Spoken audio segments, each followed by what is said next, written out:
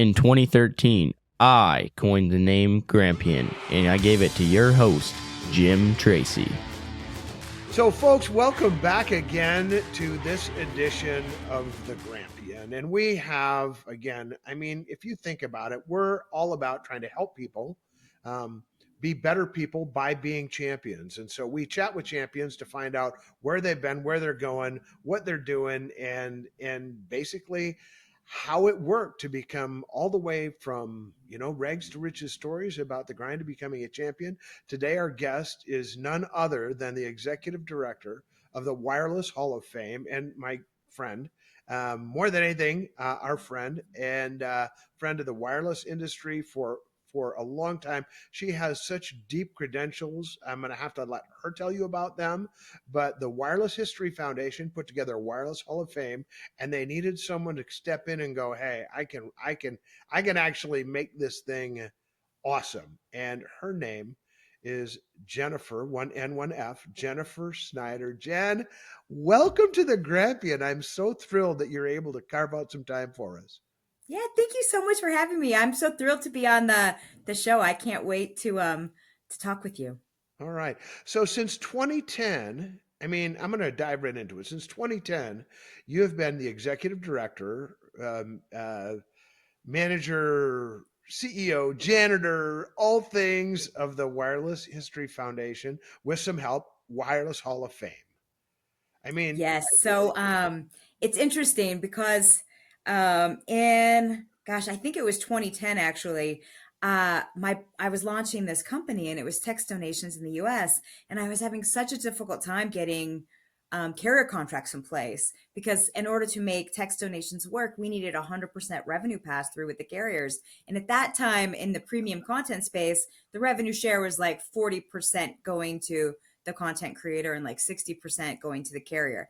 And so for the people we who had to aren't make in wireless, I don't want to interrupt, but for the people who aren't in wireless, what you're saying is you were getting people to give you a buck on a text, and the carriers were like grabbing onto 40% of that. Is that accurate? no, so we hadn't launched yet, but we knew Okay. that if the story was give a $10 donation, the wireless carrier is going to keep, $5 of that A donation. chunk, yeah. It would be an ugly story, Sure, for the donors. And so sure. we lobbied with the carriers and were able to get all of them to agree to 100% pass through.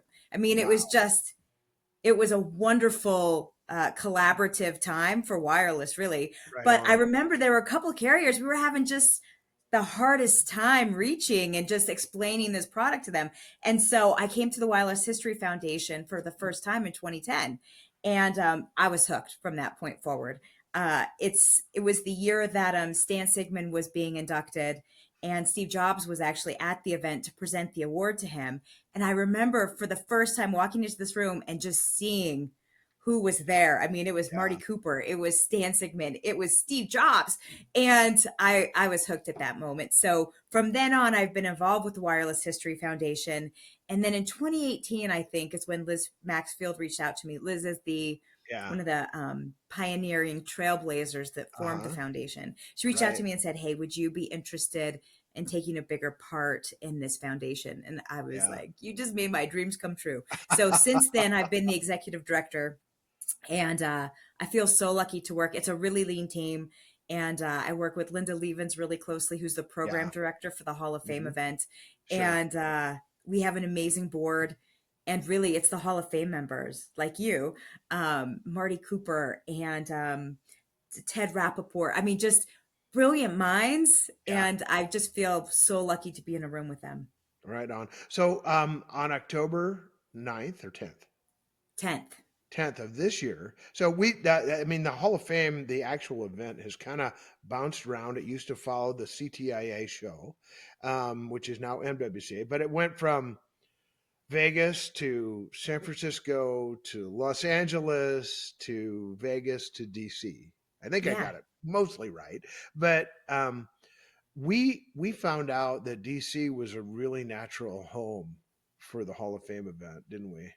Yeah. So it used to be, and so just to take a step back, so the Wireless History Foundation, I mean, our mission is to preserve, educate, cultivate, and archive the wireless history. I mean, Yeah. the wireless industry is so fascinating. In the early days, it truly was the Wild West. It was, Craig McCaw That's talking to funny. the FCC about, one day there's going to be microchips in dogs. And, Congress looking at him like he was crazy. Yeah. And lo and behold, he was right. So we have all of this Wild West history creating probably the most formative technology, I would say, at least right now of our time. Oh And man, the so, information age. We're the builders of the information age and perfecters of right. it. Yeah, Yeah. no. And so, um, preserving and educating everyone about that history and all the trials and tribulations and lessons, and it's just it's really important to remember those times. And so that's what we do. And as part of that, one of our initiatives is the Wireless Hall of Fame, and that's like a lifetime achievement award where we induct those pioneers, innovators, engineers, and just the people that fought to make wireless what it is today. And Yeah. so each year we have an induction dinner, which is the Wireless Hall of Fame's dinner. And that is where we give out these Lifetime Achievement Awards. And so Yeah. it used to be we would try to move the event to wherever we had critical mass of people in the wireless industry. And so we would follow, some of the big trade shows. Yeah. And then after COVID, we decided to launch a standalone event, which was Right. kind of risky for us because we hadn't done that before, but it's turned out to be great. And really, Yeah. DC is such a hub where you get so many business leaders and just there are a lot of pioneers around that area Yeah. anyway. So that's Policymakers, why et it's in DC. cetera. Yeah. Well, it is, by any measure, I hear Schleckway say it all the time. It's his favorite event of the year. And we're going to get into that, but you've got street cred that happened way before the Wireless Hall of Fame. And I want people to know the Wireless Hall of Fame is like amazingly cool, but Jen Snyder is the champion here. So I want them to get to know you a little bit because you cut your teeth, counselor, I should say, nicest attorney I've ever met. And I've met a lot of attorneys. So, how'd you get involved and engaged in the wireless gig? Yeah, in 2001, I was studying for the bar exam, and my little brother came up to me and he's like, "Hey, listen, I have this idea to create a ringtone company, and we're going to personalize cell phones." And we helped me write the business plan, and so I did. Like, I thought I was super cute. My brother and I, we wrote a business plan together, and then he launched this company, and it just went gangbusters. For It was the perfect ringtones. time, yeah, for ringtones. And so, The you know, ringtones. Oh my yeah, so word. that's how we started. We, we're out doing ringtones at the time where there were Jamster and others, and the thing that set us apart is because I was an attorney or, soon to be, we got all the music licensing in place. So we were actually paying all the right licensing fees. And Aha. so, where others were getting in hot water because they weren't, we actually were. So we You were were kind of the gold legal. standard. Yeah, we exited that company and then we started the text donations business. Um, and I think after the earthquake in Haiti, we raised $42 million in about Oh my word. less than 3 months for Wow. and all through $10 micro donations. I mean, it was Wow. truly like a really grassroots, amazing way to Oh my do word. crowdfunding. Yeah. So Um, so if I do this math correct, you got into the wireless business over ringtones, and you just wanted to not get disbarred before you passed the bar exam. mhm. So you made it legal. Right. Yeah, And actually then that's one of my jokes is my brother is this visionary. He's such a little genius. He comes uh-huh. up with these great ideas and then it's my job to find legal paths for those ideas to come to market. Wow. And then that was successful. You guys exited that business, right? We did, yeah. Yeah. Incredibly successful. And then you rolled that up and said, "Hey, I want to teach people how to give and make it painless." What Yeah, that's I them remember give. yeah, at the time we were saying, we just made a ton of money helping kids download ringtones using their parents' credit cards. And now we want to give back using that technology. So we did. And we ended up selling that division of the business off. Um, and you can still give donations through Yeah. text now. I see it Yeah. on, Sunday Night Football all the time. Text, Red Cross to 90999. That is so And Robin Hood. That is so yeah, Robin Hood. You Yeah. rob from mom and dad through their children, and then you give back to the entire planet. That was amazing. What a Well, it's teaching story. kids how to give back, and all of the donations got charged to their parents' cell phone bills. So, it was a There really you nice go. way to teach philanthropy and Exactly. commercialism at the same time. We always say on the Grampian that it's time to get everybody to choose to do the right thing at the right time for the right reason. Mhm. But you were also, I mean, above and beyond that, especially with MGIV, you were in the right place. We got really lucky. I mean, and the earthquake in Haiti was just, it Mm, was a prime case study for the text donation concept. sure. And so we got super lucky. And it was a time when nonprofits were shifting from, Mhm. there are two numbers you keep through life. It's your cell Yeah, phone number and your social security number. I mean, right. those generally follow you. And so we needed to help nonprofits see the value in that because they needed to start sending text messages out. And now Sure. you see, I mean, honestly, that's how I remember blood donation appointments, doctor's appointments, and everything else is Yeah. because I get text reminders. Yeah. It's how we So the touch messaging people. space It was is fun. really one of the places that we touch people. Yeah. Exactly. So the MGive was more of a passion interest than a financial interest, but you also exited MGive, didn't you? Yeah, we did. And then there was another side of that business, which was we were collecting data in Africa through cell phones. I mean, Uh-huh. there's more cell phones throughout Africa than there are toothbrushes. And Yeah. so we wanted to create a way to get feedback for NGOs Hmm. through mobile devices. And it ended up, it was great for commercial products too. So, Yeah. a lot of big brands, a lot of NGOs ended up using that tech. And we were one of the largest data collectors throughout Africa. And we got it all through text message surveys. Wow. Yeah. That's And incredible. then left that People to that think start. like this are just like, I mean, I'm just like a knuckle dragon tower stacker, and I think of this stuff and I'm like, you guys are amazing. Yeah, I feel so lucky. And so we left, the sort of messaging space and we started what I'm now working on, which is Fluid Truck. I'm the co-founder and chief legal officer of Fluid Truck. And Fluid Okay. Truck is an marketplace where vehicle owners can place vehicles on a platform and consumers can go and rent a vehicle with a click of a button. So there's no more Yeah. long lines.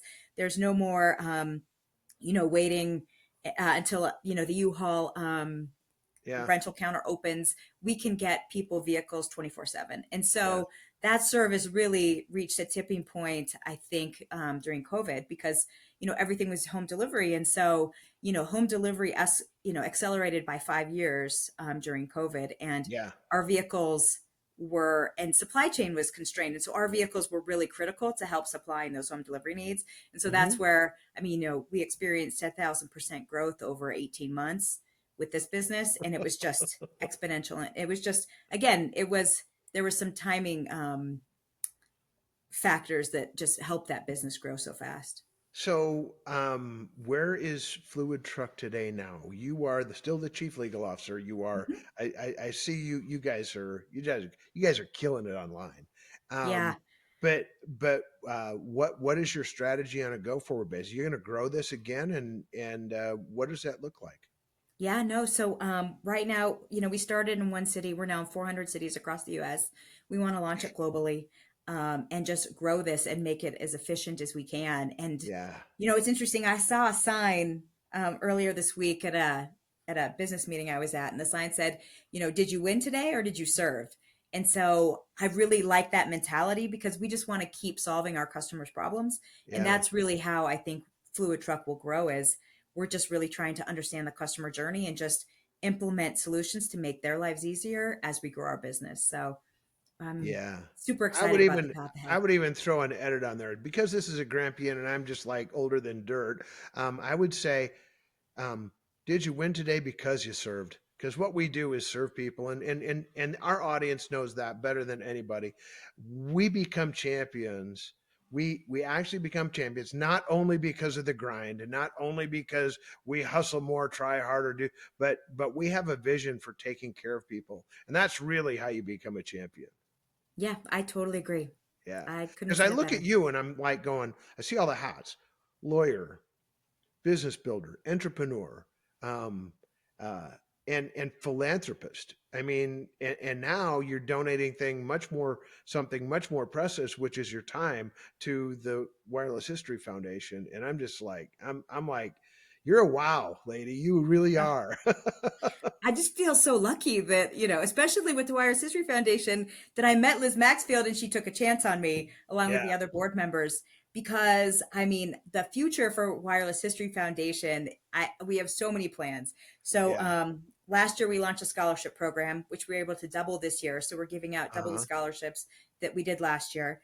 We're launching a new digital timeline because I really want the Wireless History Foundation to be relevant to future generations as a Yeah. resource to help them learn lessons. And so we're developing this really cool interactive timeline so that way people can come to our website and it will be, I think, the most effective way to actually reach stakeholders that are trying to learn more Sure. about wireless. So I'm super Sure. cool about that. That should launch here in a few months. We're launching a new award this year called the Spark Award, and it's Hmm. where the foundation and the Hall of Fame members actually recognize innovative companies that are early stage and just using the new technology to make positive impact in wireless. So Sure. I'm super pumped about that. And we're looking for partnerships as to how we create more physical archives and Uh-huh. just cool ways to help educate and promote our mission.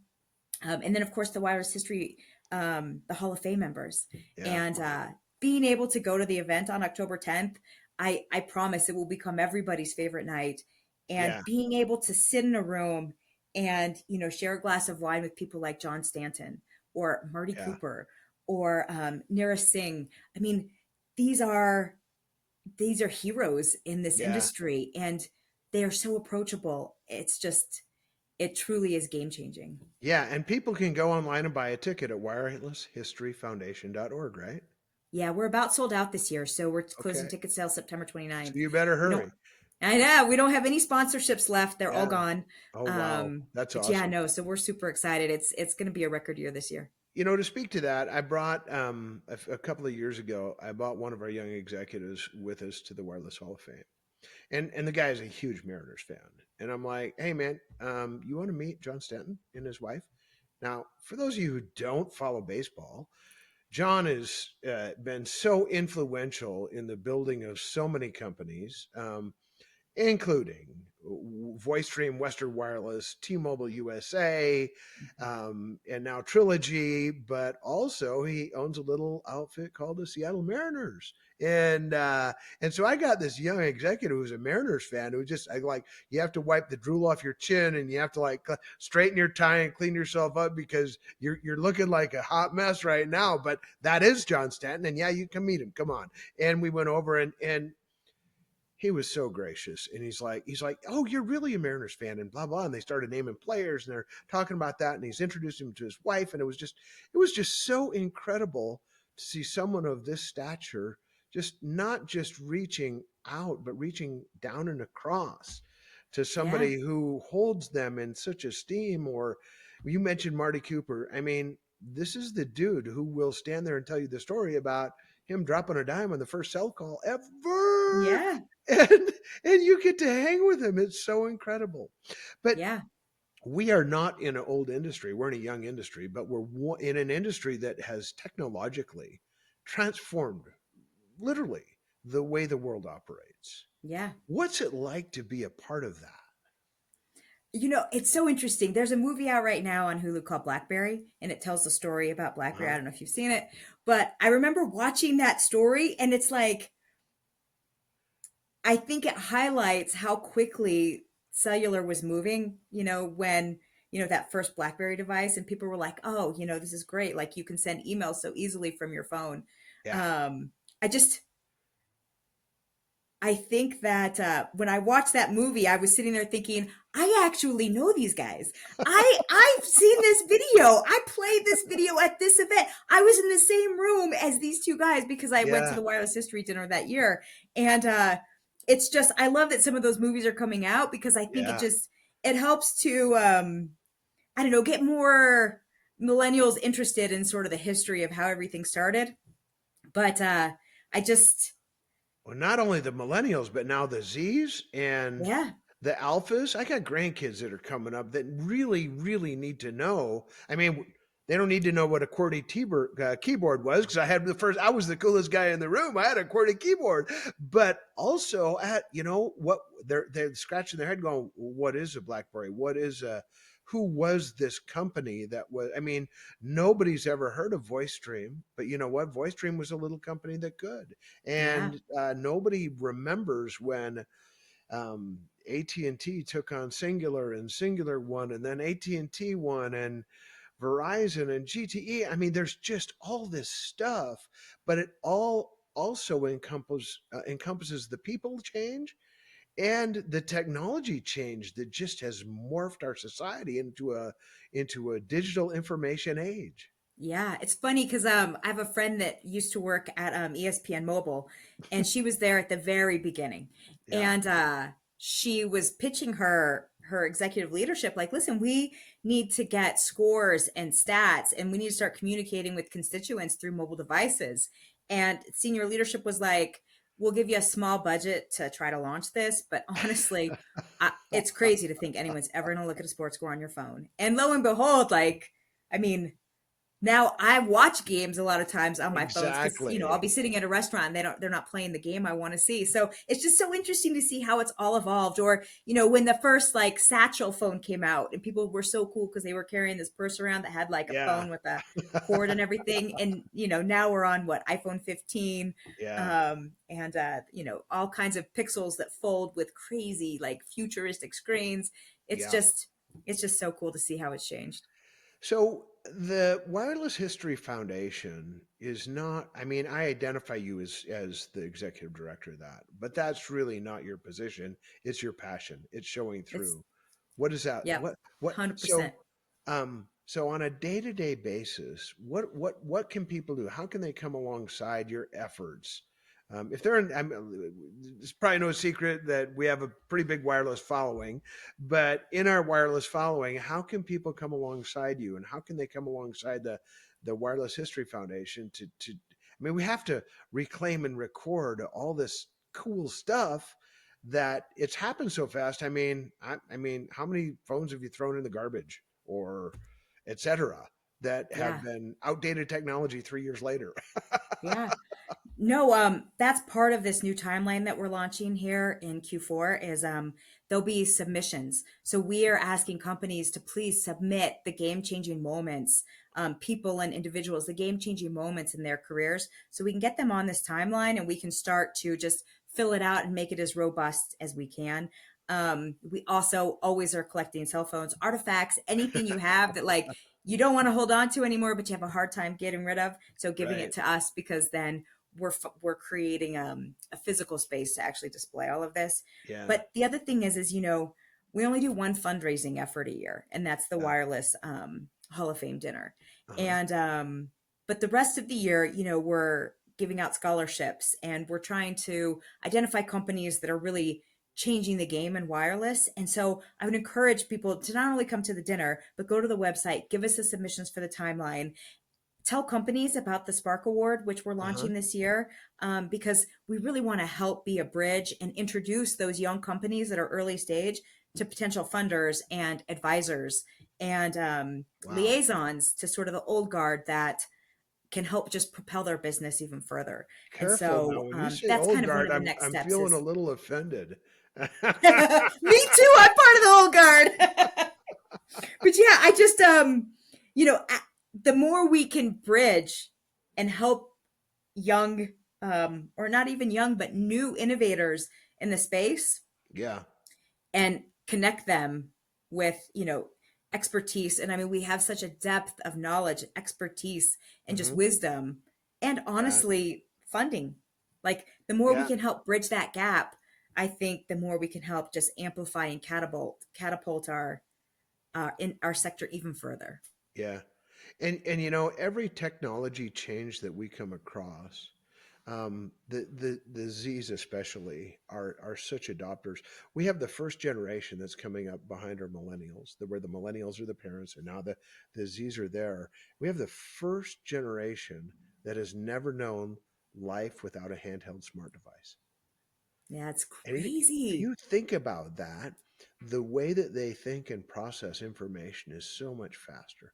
All the things that they have that are tools that the wireless industry has gifted them with um, are are incredible. I mean, and Yeah, these, I mean, I do a lot of talking to groups, and I say, you know, you guys can complain about millennials, and you can complain about Z's, you can even complain about alphas, but guess what?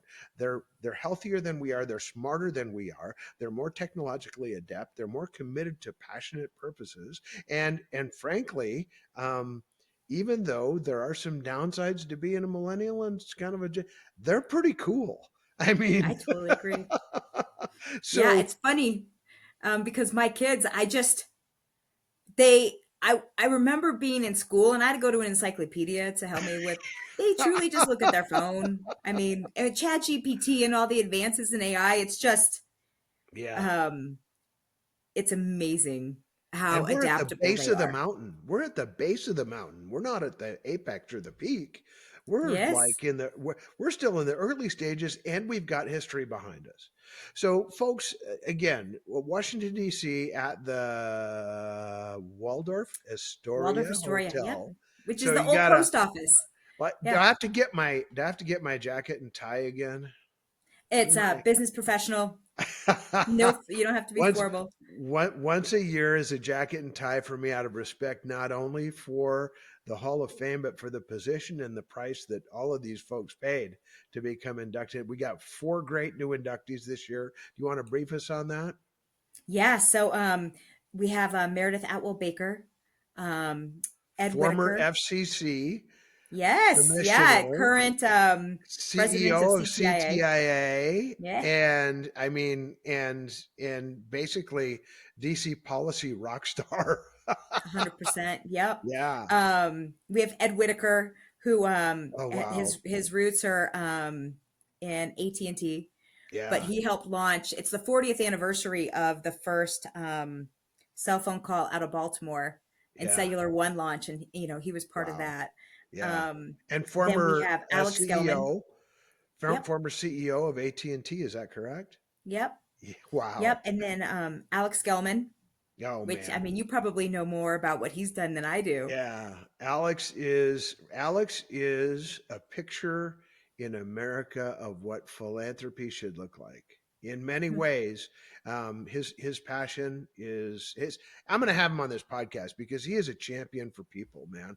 And so thanks for hitting me up there. But he's not only a friend of wireless, but a friend of the tower industry, he's a uniter. But anyway, go ahead.